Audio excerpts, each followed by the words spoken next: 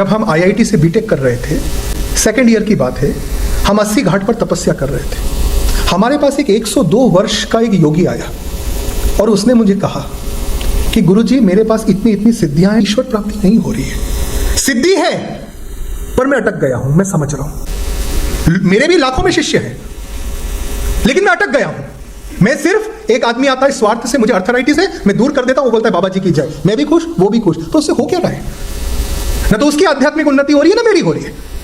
तो बोले गुरुजी मैं अटक कहां रहा हूं? तो मैंने उसको जो उत्तर दिया थोड़ा ध्यान से समझना, शायद गीता आपको पहली बार सही तरीके से समझ में आए। मैंने कहा आपने जो तपस्या की 90 साल, 12 वर्ष की आयु में उन्होंने संन्यास ले लिया था, आपने 90 साल जो तपस्या की उसका उद्देश्य क्या है? उन्होंने कहा मुझे आत्म शांति मिले, मुझे मोक्ष मिले, मुझे ईश्वर के दर्शन हो। मैंने कहा वहां पर एक चाय की दुकान खुली थी, मैंने कहा वहां पे जो चाय बेच रहा है उसका उद्देश्य क्या है जीवन का? उन्होंने अपनी योग शक्ति से देखा, मुझे धन मिले, मनोरंजन मिले, आगे चल के एक अच्छा घर मुझे मिले। तो मैंने कहा वो भाग रहा है मुझे घर मिले, तुम भाग रहे हो मुझे मोक्ष मिले। उसमें उतना ही मुझे है जितना तुम में मुझे है, उसको उतना ही मिले की आसक्ति है जितना कि तुम्हें मिले की आसक्ति है, सिर्फ इसलिए कि उसको पैसा चाहिए और तुम्हें मोक्ष चाहिए।